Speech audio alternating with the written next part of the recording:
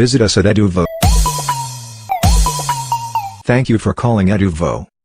Loops. These are repeating statements, iterative statements. There are four types of loops in C++. First one is while loop, and here we have to mention condition, and this is the body of while loop, and here we write the statements. As long as the condition is true, these statements will be repeatedly executed. First it will check the condition, then enter inside, and if the condition is true, then it will enter inside and execute the statements and again go back and check the condition. So as long as the condition is true, this will repeat. Next is do while. This will first execute this block of statements, then it checks the condition. If the condition is true, then it will repeat. So this will also repeatedly execute the set of statements, block of statements, as long as the condition is true. But the difference is, here first the condition is checked, then the block of statements are executed. Here first the block of statements are executed, then the condition is checked. So the difference in them is, if already condition is false, then this will execute 0 times. If already this condition is false, then first time this will execute 1 time, and then the condition is checked. As it is false, it will stop. This will execute minimum 0 times. This is executed minimum 1 time. For here is initialization and condition, then updation, and the block of statements inside. First this is executed, second this is executed, then third body is executed, then fourth updation is done, then fifth condition is checked, and then body is executed. So first time it will execute initialization and condition. If it is true, it will enter inside. Second time onwards it will execute updation and condition, updation and condition. So through an example I'll explain you when I use it. Then there is one more loop, that is for each loop. So here you have to mention some variable of some type, and you can mention a collection here or array here. So this is useful for accessing all the elements of an array. So this is a new loop introduced in C++. Earlier there was only 3 loops. So all these loops will use them, and we will look at few programs. When we come to arrays, I will show you these 2 loops. Beginning, I will show you few programs on this one. Let us write a simple program for displaying numbers from 1 through 10. Suppose on the screen I want these numbers to be printed, 1, 2, 3, 4, 5. 1 to 10 numbers should be displayed by the program. One simple method is, I can simply say cout and I can print all the numbers like 1 to 10. I can print them. Or I can make this as a repeating process. So for making this as repeating process, I can take the help of loop. So here I write for loop, for integer I assign 1, I is less than equal to 10. I plus plus, then cout I, and also I want them in different lines, so say endl. So let us see how this code works. See here I have only one variable I, so initially I will be 1. Then 1 is less than 10, yes it is less than 10, so it will enter in and print I 1. Then after printing it will go back and I plus plus, now I becomes 2. 2 is less than equal to 10. Yes, 2 is less than equal to 10. So I value is 2 now. Then it will enter in and print I. Then after this again it will increment I. So I becomes 3 now. So I becomes 3. So then 3 is printed. So on. At last it will become 9. 9 is less than equal to 10. So this is printed. Then again I plus plus. I becomes 10. So this is 10. 10 is less than equal to 10, so 10 is printed, so 10 is also printed. Then after that, this becomes 11, I becomes 11. So 11 is less than equal to 10, no, 11 is greater, so it will not enter inside, it will come out, and after that there is nothing, so it will stop. See, I has taken the values 1 through 11 till 1 to 10, this condition was true, and when it became 11, the condition became false and it has stopped. So loop has a stop when I became 11. The condition has failed. So for 10 times it was true and the 11th time it was false. And we got the output like this. Now, next interesting thing, the same program I can write it using while loop also.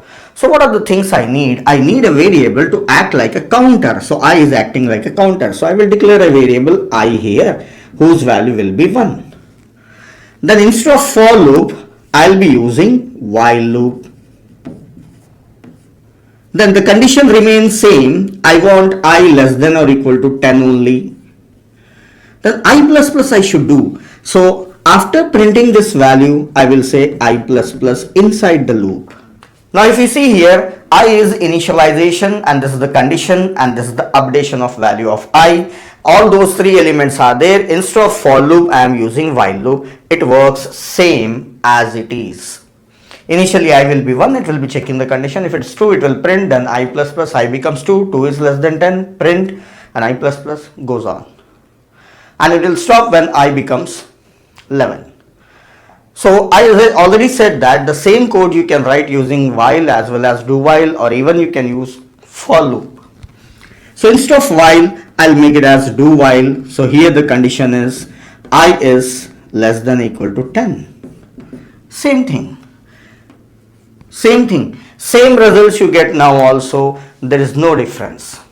So which was better out of these three loops? For loop was better because here we are using a counter and we are counting it for 10 times. So for loop is called as a counter control loop. So it is better use for loop for these type of problems. Then when I should use while and do while loop, if I don't know how many times I have to repeat. Once you know the number of times you have to repeat, go for loop. You are starting from some point and you are repeating based on counting, then go for loop. Finally, it means if your repetition is based on counting, then go for loop. If it is not based on counting, you can use while or also do while. Let us see different types of loops. First loop that I'll show you is while, and here 1 is given. Then cout hello. Now here this loop will repeat as long as this condition is true. Already I have given 1, so this will be always true. So it means this will enter into infinite loop. Let us see. So it is continuously displaying hello, hello, go on displaying hello. If I am unable to scroll up, so it's go on displaying hello. This has entered into infinite loop. So as this is always true, so this is infinite loop. See, these many times it has displayed hello. I am scrolling here on this window so many times. I had to stop this program forcibly because it was not terminating, it is in infinite loop. Now instead of that, I want to run it for some number of times. Like I will declare some variable integer I, and that is assigned to 0. Now I want to say while I less than 10. Okay, as long as I is less than 10, it should display hello. Let us run and see. It's more than 10 times. It's going on repeating. Again it is infinite. It's not stopping. I should stop forcibly here by clicking here. I have stopped it. Why it is not stopping? What is the reason? See, I value is 0, I is less than 10. Yes, always 0 is less than 10. So it's going on printing hello. So what I should do? I should modify so that it reaches a 10. So for that purpose, I will write I plus plus. Yes. Now it will print this hello for 10 times. I starts from 0. I will stop at 10 and it will continue till 9.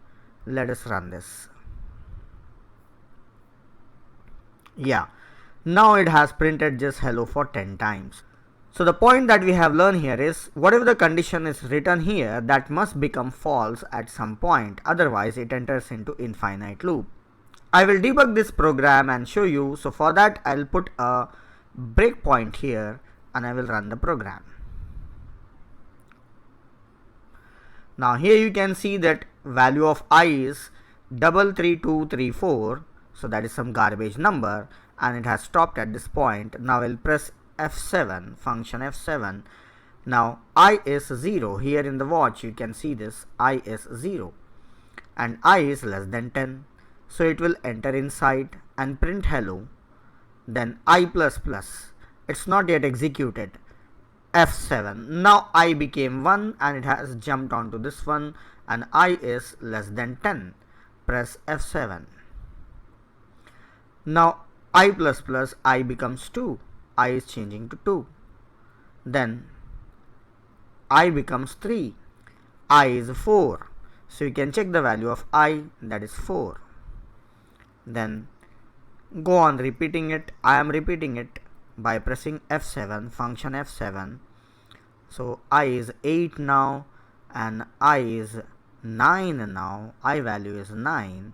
You can check here, I value is 9 and it is showing here in the watch window.